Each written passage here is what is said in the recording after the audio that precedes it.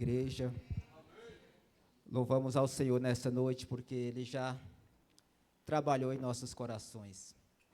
A mensagem cantada, pelo menos em mim, ela entrou de forma profunda. Sabemos que não há Deus maior que pode fazer todas as coisas e que tem feito em nós. É por isso que nós o servimos, não apenas pelo tamanho do nosso Deus, mas pela grandiosa graça que Ele tem feito em nossas vidas. Eu quero convidar os irmãos a ler comigo a palavra do Senhor em Isaías, capítulo de 55, do verso 1 até o verso 13, todo o capítulo de Isaías 55.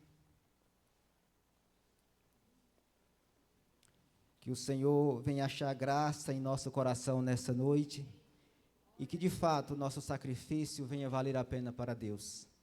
Que ele venha subir como cheiro suave. Eu acredito que aquilo que você trouxe nessa noite, que você entregou para Deus, certamente Deus já recebeu. Quando nós venhamos com o coração disposto a ouvir a palavra do Senhor, a entregar aquilo que Ele tem feito por nós. Nós temos, muitas vezes, aquela ideia de que nós só viemos para receber. Eu vou para o culto que eu preciso receber, eu preciso me encher das bênçãos de Deus. Mas é necessário também que nós sejamos bênção para aqueles que estão perto de nós. Ao invés de nós só pedirmos bênção, sejamos bênção para aqueles que precisam.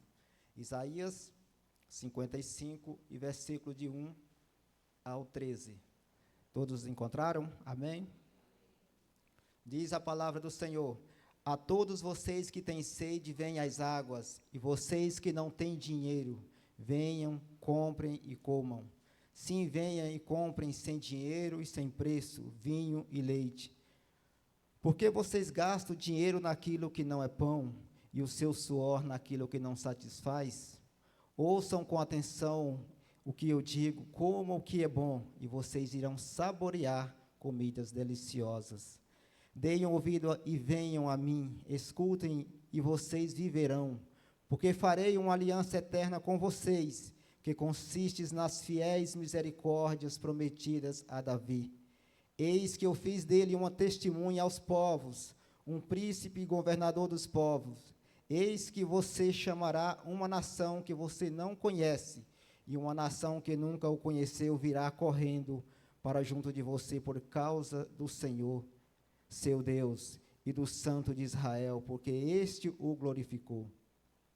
No verso 6, busquem ao Senhor enquanto se pode encontrar, invoque-o enquanto ele está perto, que o ímpio abandone o seu caminho e o homem mau os seus pensamentos. Converta-se ao Senhor, que se compadecerá dele, e volte-se para o nosso Deus, porque é rico em perdoar. Porque os meus pensamentos não são os pensamentos de vocês, e os caminhos de vocês não são os meus caminhos, diz o Senhor. Porque assim como os céus são mais altos do que a terra, assim os meus caminhos são mais altos do que os seus caminhos, e os meus pensamentos são mais altos do que os pensamentos de vocês. Porque assim como a chuva e a neve descem dos céus e para lá não voltam, sem que primeiro reguem a terra e a fecundem e a façam brotar, para dar semente ao semeador e pão ao que come, assim será a palavra que sai da minha boca, não voltará para mim vazia, mas fará o que me apraz, e prosperará naquilo que eu designei. Vocês sairão com alegria e em paz serão guiados. Os montes e as colinas romperão em cânticos diante de vocês, e todas as árvores do campo baterão palmas. Em lugar de espinheiro crescerá o cipreste, e em lugar de sarça crescerá a murta. E isso será glória para o Senhor e sinal eterno de que nunca se apagará. Louvado seja o nome do nosso Senhor e Salvador Jesus Cristo. Nós conhecemos Isaías como um profeta messiânico. E Isaías traz essa palavra exatamente no momento em que o povo estava exilado, mas já se preparando para uma possível volta para a sua terra. Então Isaías começa a profetizar acerca do Senhor, que haveria de mudar aquele quadro. Até então eles conheciam apenas um Deus que estivera com eles na nuvem, por onde quer que eles passavam, Conhecia Deus como Deus falava de forma esporádica e quando era necessária, embora Deus estivesse com eles presente na nuvem em todo momento, mas Deus falava presencialmente quando se achava necessário. Mas Isaías fala exatamente acerca de Jesus Cristo. E de uma maneira figurada, que ele leva essa mensagem diretamente para Jesus, embora Isaías não conhecesse quem era Jesus. Mas o Espírito Santo, que era o dono de Isaías, que era o dono de toda aquela nação, ele sabia exatamente quem era Jesus, porque vivia com Jesus e convive com ele, assim como nós convivemos. Então, o Espírito Santo coloca exatamente as palavras certas na boca de Isaías. E a gente olha para o capítulo 55 e nós vemos, o texto não mostra aqui uma mesa, mas nas entrelinhas dá para entender que tem uma mesa ali preparada para nós, para aquele povo que estava em Sião, que representa hoje para nós essa palavra, para que nós entendamos Isaías 55. Se você tiver com a sua Bíblia aberta, você pode voltar um pouquinho em Isaías 53. Para que essa festa maravilhosa, para que essas coisas de graça que iriam acontecer conosco, viessem a acontecer, foi necessário que acontecesse o que aconteceu em Isaías 55, embora Isaías estivesse profetizando algo que aconteceria depois. Olha que Isaías fala no capítulo 53 que ele foi esmagado por nós, que ele sofreu as nossas dores. Mas aqui no 55 a gente vê festas, né? Venha de graça, venha comer. Quem não gosta de comer de graça aqui? Quem gosta de ir para uma festinha de aniversário, para um casamento? Lá tem guloseimas, né? Coisas boas para se comer. Eu lembro que alguns anos atrás eu fui numa festa ali no Parkway com uma colega da minha esposa, e era uma festa glamourosa, muito luxo. Eu ficava olhando para aquilo e disse, Senhor, de onde saiu tanto dinheiro? Quem vai pagar essa conta, né? Claro que o casal que fez pagaria aquela conta. Mas era muita coisa que estava fora do meu conhecimento e eu não sabia nem por onde começar aquilo ali. O fato é que era muita riqueza. Mas para que alguém degustasse daquela festa, para que alguém experimentasse aquelas comidas que tinha ali e aproveitasse o ambiente, alguém por trás trabalhou muito sobre isso aí. É por isso que Isaías 55, ele fala o seguinte, a todos vós que têm sede, vinde às águas. Aí Jesus se apresenta lá no capítulo 53, a Bíblia diz que ele foi moído pelas nossas transgressões. Aquele servo que agora, no capítulo 55, está dando de graça para alguém, ele agora foi alguém que foi massacrado pelos nossos pecados, pelas nossas iniquidades. Diz a palavra de Deus que o castigo que nos traz a paz estava sobre ele. E Isaías olha agora e vê a todos vós que têm sede, vinde às águas. Jesus Cristo, ele se apresenta aqui como verdadeiramente aquele que fornece água para nós. E essa água que eu falo não é apenas a água que a gente bebe e volta a ter sede, mas é o próprio Jesus Cristo, em conjunto com o Espírito Santo, sendo a água da vida que jorra para a vida eterna. E ele fala, quem tem sede, vende as águas, e vocês que não têm dinheiro. Olha que essa pessoa, esse homem que Jesus Cristo está convidando, esse pessoal que está sendo convidado, tem uma característica especial. Eles são pessoas que não têm dinheiro. E aí você olha assim, mas a Bíblia parece estar sendo contraditória, né? Porque há uma diferença. Como é que se compra sem ter dinheiro? Alguém aqui já experimentou entrar no mercado, fazer uma compra grande e sair sem dinheiro? Numa loja de grife, comprar a melhor roupa e sair sem dinheiro? Sem pagar aquela conta? Isso não é possível. Mas em Isaías é diferente, porque alguém lá atrás tinha pago essa conta. Então, a graça que nós vivemos hoje, ela não é uma graça barata. Alguém pagou muito caro. E nós todos sabemos que este pagamento custou a vida de nosso Senhor e Salvador Jesus Cristo, porque a Bíblia diz que ele foi moído, ele foi ferido, ele foi transpassado por nós. Agora, alguém que não tinha nenhuma culpa, a Bíblia diz que ele foi levado como um cordeiro mudo. Alguém que vai calado, alguém que está sendo crucificado, que está sendo julgado, e não fala nenhuma palavra em sua defesa, porque a causa que ele representava era muito maior até do que sua morte. Alguém que deixa um céu de glória, como alguém cantou aqui nesta noite, algo maravilhoso, porque eu nunca tive o privilégio de estar no céu, espero um dia estar lá com todos vocês. Quem aqui tem o sonho de um dia entrar no céu? Eu acredito que todos que estão aqui é porque têm o desejo de um dia morar nessa cidade celestial.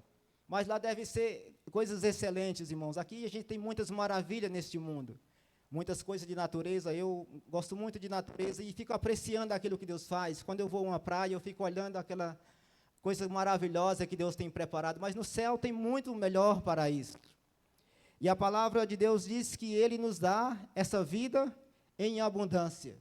E agora Ele chama alguém e fala o seguinte: a todos vós que têm sede. Mas que sede é essa? É a água, dessa água que eu bebo? Não. A sede espiritual. A necessidade de o homem encontrar-se com Jesus Cristo, que o Espírito Santo faça trabalho na vida dele, porque essa sede ela é insaciável. Enquanto o Espírito Santo não entra dentro de mim e faz morar, eu não consigo preencher, eu não consigo sentir, acabar com essa sede. E nós vivemos, o homem vive desesperado, sem saber o que fazer, não tem nada que sacie a sua sede. Ele também fala, os que não têm dinheiro, vêm e comprem. Como eu falei há pouco, como se comprasse eu não tenho dinheiro, mas que alguém já pagou o preço muito alto lá na cruz. Por isso, meus queridos irmãos, nessa noite eu vos digo, não banalizem o valor da morte de Jesus Cristo na cruz do Calvário. Não é um evangelhozinho qualquer, não é algo sem valor, mas é algo muito precioso que o Senhor Jesus Cristo dispensou para nós, para que nós hoje aproveitemos gratuitamente, para que nós possamos ter o privilégio de sair, porque a Bíblia diz que Ele nos resgatou, nos tirou de onde era impossível. E aqui, nesse texto, quando ele fala, vende e compre sem dinheiro, ele deixa muito claro para o homem, não é possível comprar com a sua fortuna. O homem gasta dinheiro em muitas coisas, nós gastamos dinheiro em tudo aquilo que é possível, principalmente o homem que não tem Deus, procurando preencher um vazio que não é possível ser preenchido materialmente falando. Quantas pessoas que vão para as festas e falam, essa é a festa do meu sonho, eu vou pagar 10 mil reais para entrar numa festa de uma cantora especial, de um cantor que eu muito quero, e lá você torra todo o seu dinheiro. Quando eu falo você, as pessoas que estão lá no mundo que não conhecem Jesus, vai com uma expectativa e volta muito mais frustrado do que o que saiu, porque não foi capaz de preencher um vazio que só o Espírito Santo pode preencher.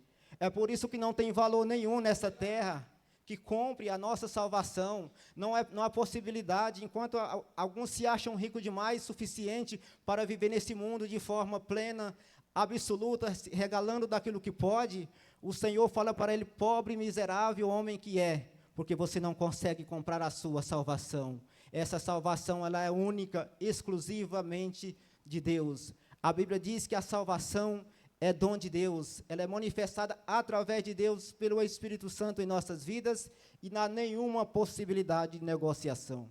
Há muitas pessoas vendendo salvação barata e salvação fácil, vida fácil, principalmente nessa terra, que você tem que se aproveitar aqui e talvez no céu você aproveite o máximo que você puder. Mas a Bíblia não nos mostra dessa forma, ela mostra que alguém derramou a sua última gota de sangue na cruz do Calvário. E não é uma morte qualquer, é uma morte vergonhosa, uma morte que trazia tristeza. Quem queria ter um filho, um parente pendurado em uma cruz? Porque para aquela época era uma maldição muito grande.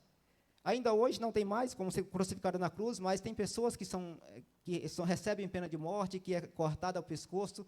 E imagina você ter um parente dessa forma por algo que ele cometeu. Mas imagina alguém que nunca cometeu nada, está lá diante da cruz, pelo meu e pelo seu pecado. É por isso que nós temos que glorificar ao Senhor e agradecer a Ele, por Ele ter nos encontrado. A gente fala assim, eu aceitei Jesus. Não, você não aceitou Jesus. Foi Jesus que me aceitou, foi Jesus que te aceitou da forma que nós somos. A Bíblia diz que com nossas mazelas, com tudo aquilo que nós tínhamos que era de ruim, que a Bíblia diz que a maior justiça de um homem nessa terra é considerada como trapo de imundícia. Trapo de imundícia, para aqueles que não conhecem, eram aquelas roupas que a pessoa leprosa colocava sobre sua pele. Imagina o que tinha naqueles tecidos, quando ele puxava, que vinha com pele, com feridas, com tudo. E isso é considerado o homem que se acha justo perante Deus, diante de Deus, pela sua própria justiça. Quando nós tentamos ser justo a nossos próprios olhos, a nossa salvação, sair da lama com os nossos próprios méritos, é como se nós estivéssemos tomando água salgada. Quem aqui já teve o desprazer de tomar uma golada de água na praia? Chama-se caldo, e aí você vai lá e toma um pouquinho de água. A primeira vez que eu fui na praia, um parente da gente, um menino de 10 anos, eu estava lá distraído, ele chegou e pulou em cima de mim, e eu entrei de cabeça nessa água. Acho que eu tomei mais ou menos umas 100 ml de água. Acho que até hoje esse sal está aqui dentro do meu estômago, é sal para não acabar mais. Assim é o homem que procura a sua salvação por mérito próprio. Quanto mais você bebe dessa água, mais você sente sede, você não consegue encontrar a salvação em Deus, porque a salvação não é por mérito nosso, não é por nada que nós fazemos, mas é porque o Senhor foi grandioso, maravilhoso sobre nossas vidas e estendeu a sua mão para nós, e por isso nos garantiu esta salvação. E ele pergunta por que você gasta o seu dinheiro naquilo que não é pão.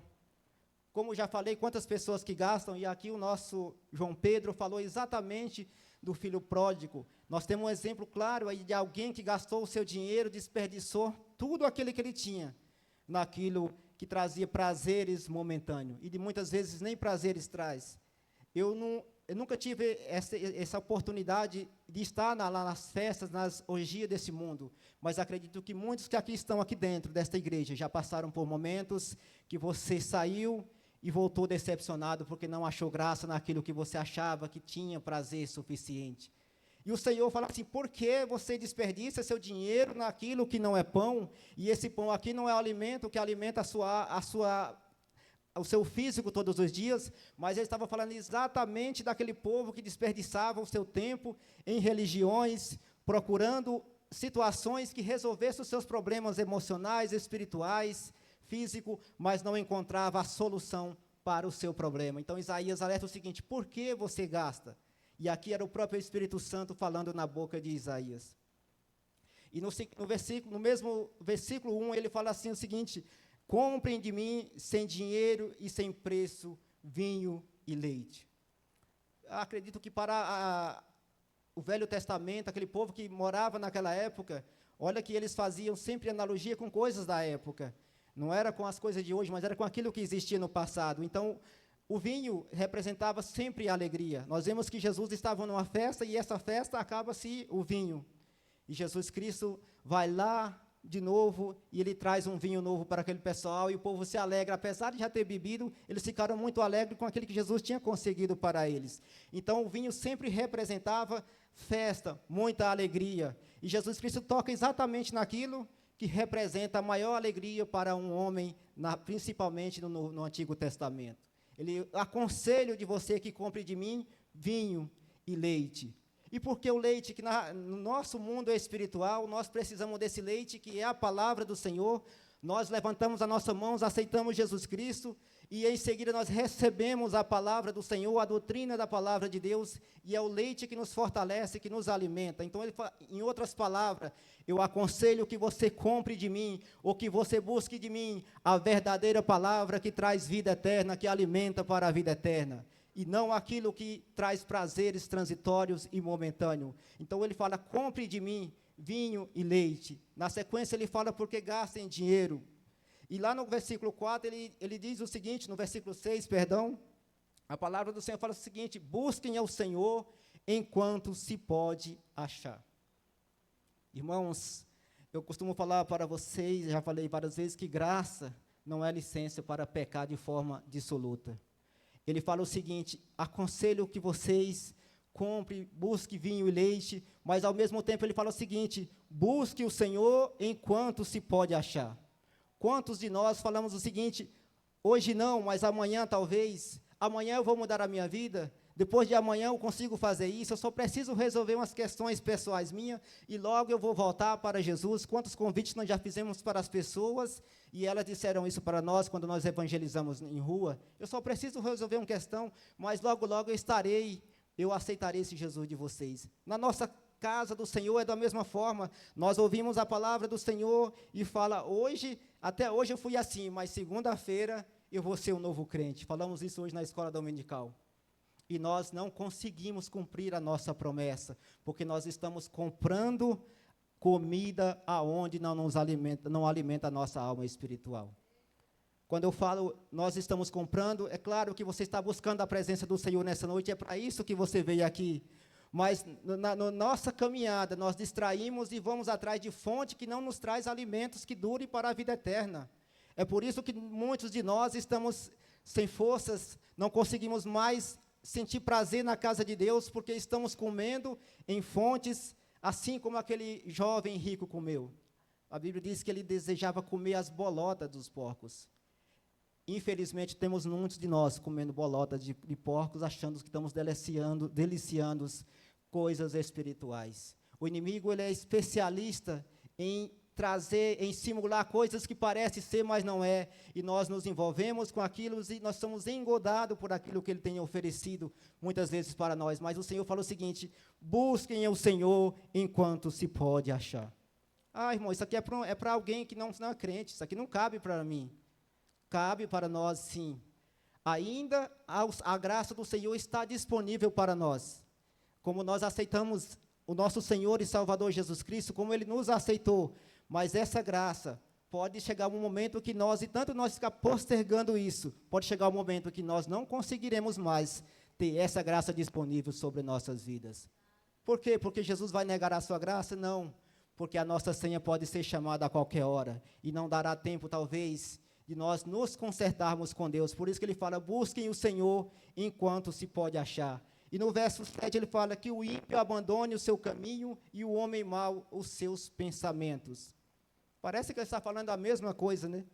Mas ele fala que o homem mau abandone, que o ímpio também abandone. Uma coisa é o homem mau, o mal é aquilo que você coloca em prática, que é visível, que você faz, que as pessoas veem. E a impiedade é aquilo que você maquina no seu coração. Muitas vezes, talvez, nós não somos o homem mau que está aqui na Bíblia, mas dentro do nosso coração está a raiz da impiedade. Aquilo que nós tramamos em nossos pensamentos, em nossos corações, e que a Bíblia considera como morte do mesmo jeito. Porque a graça, como eu falei agora, não é licença. Não parece que o negócio ficou mais fácil, à medida que nós temos no nosso coração. Mas, às vezes, nós nem externalizamos aquilo, mas aquilo que está dentro do nosso coração se transforma em morte, principalmente para nós que dizemos que servimos ao Senhor. Então, buscar ao Senhor é desprender daquilo que ainda coloca o nosso coração, a nossa vida espiritual em jogo, em risco espiritual. Precisamos desprender daquilo, tudo aquilo que nos faz mal, porque nós temos a natureza ainda que herdamos de Adão, a natureza que é do pecado, mas é preciso que a natureza nova adquirida através do Espírito Santo fale mais alto em nossas vidas, porque senão não faz sentido nenhum. Precisamos que ela transborde em nós, só assim a Bíblia diz que aonde a luz chega, as trevas têm que desaparecer. É dessa forma que nós expulsamos o homem ímpio que está dentro de nós. Às vezes, o que é isso? Você está falando de impiedade, aqui só tem crente. Mas nós precisamos rever os nossos pensamentos. Por isso que Isaías alerta isso aqui era o próprio Jesus falando através de Isaías. No verso 8 ele fala, porque os meus pensamentos não são os pensamentos de vocês, e o caminho de vocês não são os meus caminhos, diz o Senhor dos Exércitos. Aqui ele estava falando para um povo que estava exilado, que estava retornando para os seus lares. Muitos deles não retornaram, mas para aqueles que retornaram. E esse pensamento, a gente usa isso aqui muitas vezes para se tornar um coach da vida, né? Para trazer esperança de coisas novas nessa terra, que Deus tem o melhor da terra para nós. Jesus não quis falar isso aqui na boca de Isaías simplesmente através disso aqui, que ele teria apenas o melhor para nós, mas o pensamento de Jesus aqui era que um dia ele nos garantiria a salvação e vida eterna. Esse é o verdadeiro pensamento. Ele falou assim como os céus são mais altos do que a terra. O pensamento de vocês, por enquanto, é que eu sou capaz de fazer isso, mas eu vou trazer a salvação para vocês e você vai entender o que verdadeiramente são os meus pensamentos. Enquanto nós achávamos que era apenas um homem que estava morrendo na cruz do Calvário, lá no céu, o Senhor estava preparando um lugar para mim e para você. A palavra diz lá em João que ele foi preparar lugar. E quando ele preparar esse lugar, virei e vos levarei para mim mesmo, para que onde eu estiver, vocês estarão comigo. É esse o plano de Deus, é esse o pensamento do Senhor. Por isso que ele fala que o meu pensamento é muito mais alto. Não é apenas a questão geográfica de altura, mas é o poder de Deus soberano, operando na vida de um homem que não merecia nada, como eu, como Paulo, como vocês que aqui estão. É a graça de Deus absoluta que é incomprável, que é incapaz do homem comprar.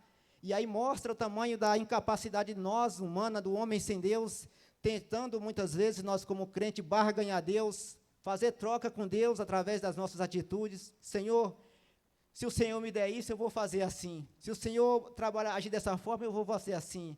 A Bíblia, Deus não precisa de barganha. Nós precisamos estar com a nossa vida colocada diante de Deus e simplesmente obedecendo a palavra do Senhor. É por isso que eu falo muitas vezes, eu chego aqui, Senhor, eu não vou pedir nada para o Senhor. Eu quero agradecer ao Senhor por tudo que o Senhor tem feito na minha vida, principalmente pela salvação e pelas coisas materiais.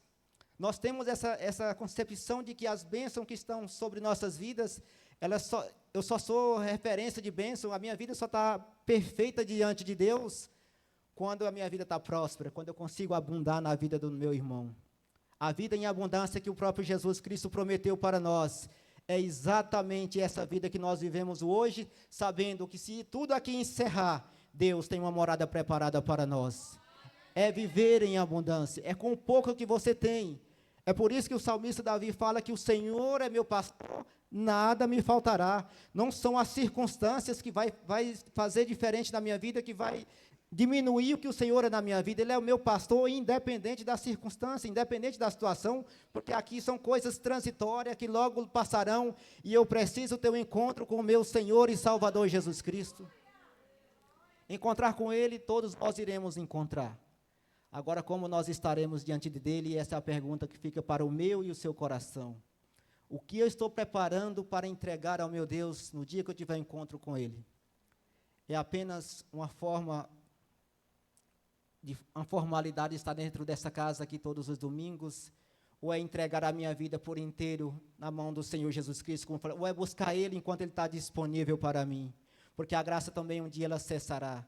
Não pense você que porque nós estamos aqui, o Senhor vai ser misericordioso conosco o tempo todo. A Bíblia diz que junto com essa graça também tem o juízo, porque senão não faz sentido. Junto com a graça tem uma balança que pesa o mesmo tanto. A justiça de Deus e a misericórdia do Senhor, elas estão no mesmo equilíbrio.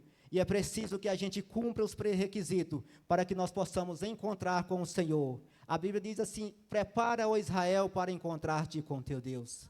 E eu falo para você nessa noite, prepare-se, igreja, para encontrar com o Senhor, teu Deus, porque Ele ainda está disponível para nós.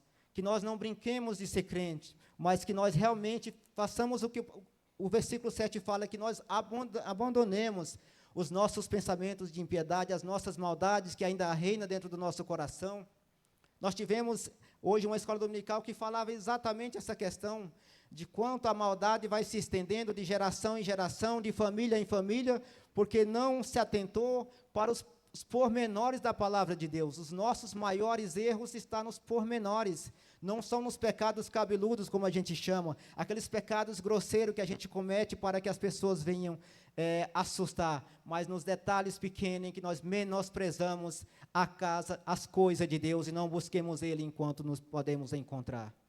No verso 8, devido ao tempo, eu vou me atentar exatamente para o versículo 10, que diz a palavra do Senhor: porque assim como a chuva e a neve desce dos céus, e para lá não volta, sem que primeiro reguem a terra, e fecundem e lance, e façam brotar para dar semente ao semeador, e o pão para o que come, assim a minha palavra não volta vazia.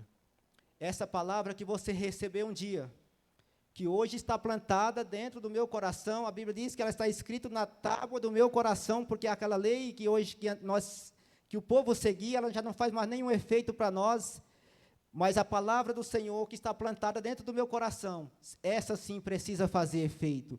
E ele fala que essa palavra não tornará vazia. É exatamente a palavra que Isaías pregou nesse texto aqui, quando ele começa falando que vocês que têm sede, vocês que têm necessidade, venham, e ele explica toda a trajetória do homem sem Deus, e depois ele passa a explicar como é que é uma vida após você encontrar Jesus Cristo. Ela precisa ser diferente, eu preciso me diferenciar de tudo que eu já convivi, porque senão não faz sentido, mas a palavra do Senhor fala que essa palavra, uma vez que ela penetra em meu coração, uma vez que eu semeio ela no coração de alguém, através do Espírito Santo, pode ter certeza que ela vai ter um efeito extraordinário.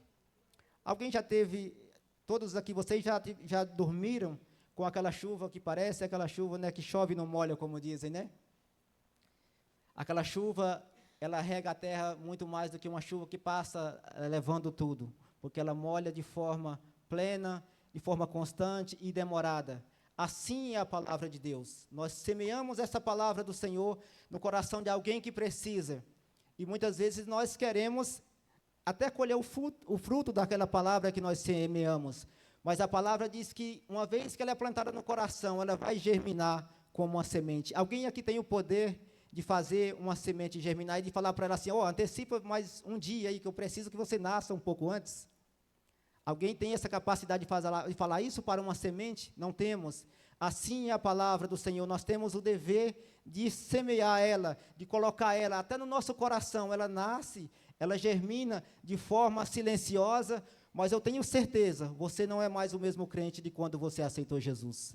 Aquele crente que comprou leite, que comprou vinho, há 10, 20 anos atrás, hoje você tem a capacidade de ter a semente que nasceu e germinou dentro de você, e ela produz fruto, e esses frutos se espalharão para as pessoas que estão próximo de você e para aquelas pessoas que são alcançadas através do Evangelho, porque uma vez essa semente entrando no meu coração, jamais ela torna vazia para Deus. Assim como o Senhor Jesus trouxe essa palavra lá, quando ele nasce no livro de Mateus, e ele semeia aquele Evangelho, que parecia que não ia dar em nada. Alguém exterminou o homem que chamava-se Rei dos Judeus e Senhor dos Senhores. Alguém deu fim naquilo ali, mas a semente, ela acabou ali, irmãos, ou ela continua nascendo e prosperando até hoje?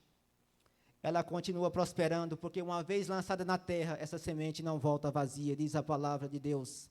E no verso 12 diz, vocês sairão com alegria e em paz serão guiados, e os montes e as colinas romperão em cânticos diante de vocês, e todas as árvores do campo baterão palmas. Em lugar de espinheiro crescerá o cipreste, e em lugar de sarça crescerá a murta. E isso será glória para o Senhor e sinal eterno que nunca se apagará.